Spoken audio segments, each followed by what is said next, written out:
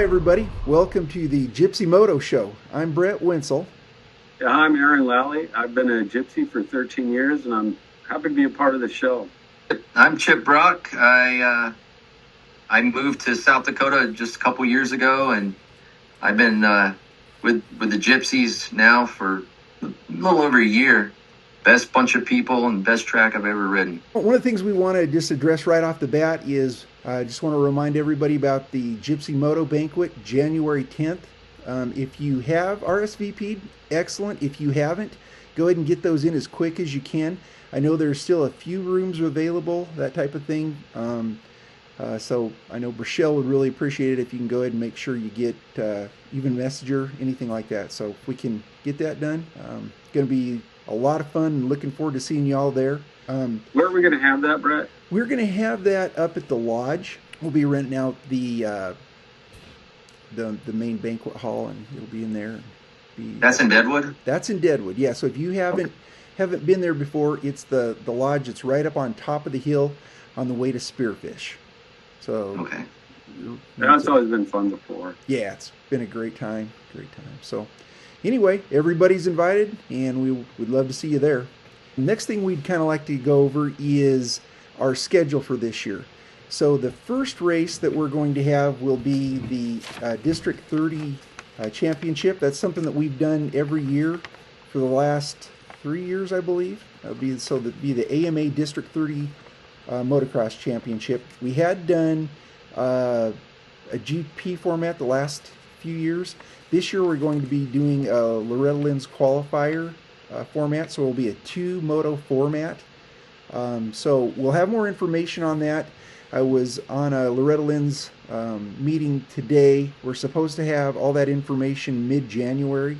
So as soon as we know the race orders and the practice orders, all those types of things, we'll get that out to everybody, make sure everybody knows what's happening so you can plan. Go ahead and sign up, do all those types of things. But we won't have all that information as far as that goes, new rules, that type of thing, until mid-January. Friday, April 11th, we'll have practice. And then we will have a race Saturday. There will be different classes on that day, and we'll know what those are, again, in mid-January. And then a race Sunday. So you'll have to pay attention to see what classes race on which days, so you'll know which days to be there. And in many cases, if you're racing 2 classes, they're probably on different days. So that's kind of how that's going to work.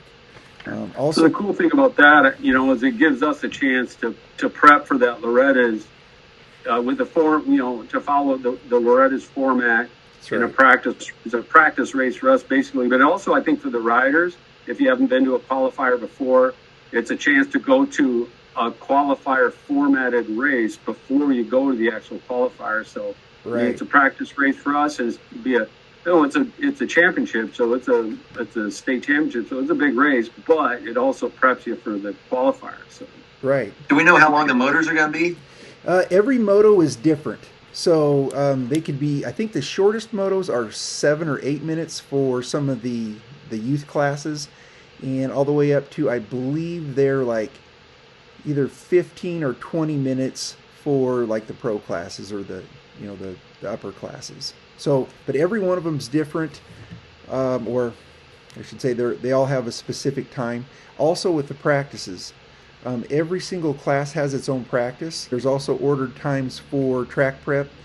If we've got the track all redded up from some of the bigger bikes, when we go to some of the smaller bikes, we'll go through and do some track prep.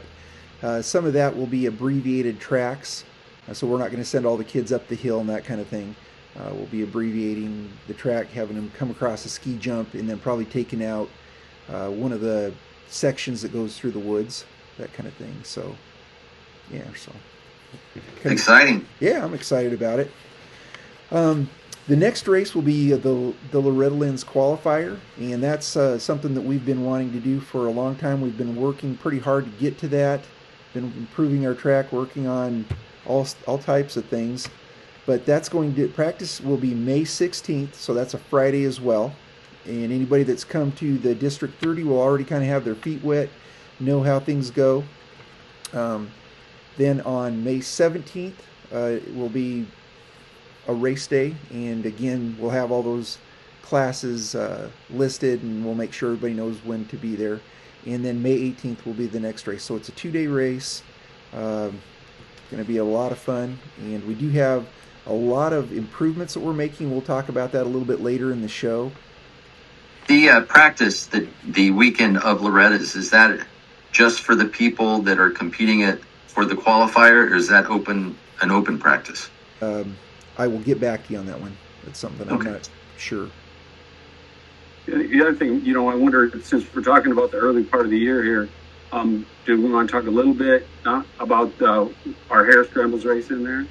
Yeah, I guess you know the date of that? Do you remember what that was? I don't think we've got it set, but it'll probably be between those two races, and we're going to be back out at Oyster Mountain where we were 13 years ago. So that's going to be super fun. It's going to be awesome. I think we're all excited about that. Yeah. It's a blast last time. Right. That's the real deal there. I think the fastest lap we heard was like 24 minutes. So that's the fastest of the fast. So yeah, I mean and we're going to add quite a bit to it too. It sounds like this year as well. So that's going to be a lot of fun. You guys are make me have to go out and get an enduro motorcycle. Yeah, you're going to have to do it.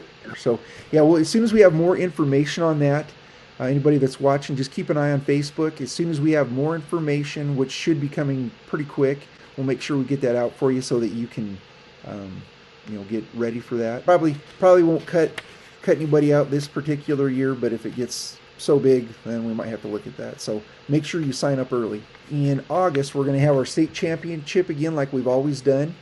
That's going to be an August practice day, and that will be a practice like we normally do. Anybody that shows up, we will just run that practice the way we've done and get as many practice runs in as possible. And then the following Sunday will be the state championship. So it will be the AMA South Dakota State Championship. That one will be a GP for all you guys that like GPs, like the longer races.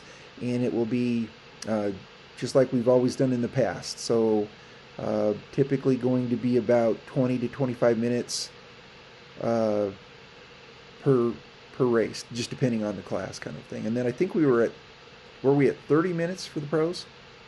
Yeah, I think so. I think it was.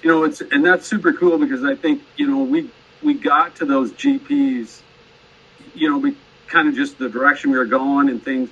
It just seemed like our track really worked well with those long motos. And I think that a lot of the guys that were coming out like those longer motos were just kind of stretching them out. Then that was sort of the next move that we could make, was to go to the GPs. And I think it's really brought out a different type, a lot of different riders than we would have seen before, but most of the guys that hadn't done them before really enjoyed it too. I think it really challenges a person, and it really lets you get in a groove and have a good time. So I'm really happy to see that we're keeping that for the August race. I am too, because it's kind of the essence of motocross. It's not just about how fast can I go for 5 minutes. It's like I have to dig deep. I have to think.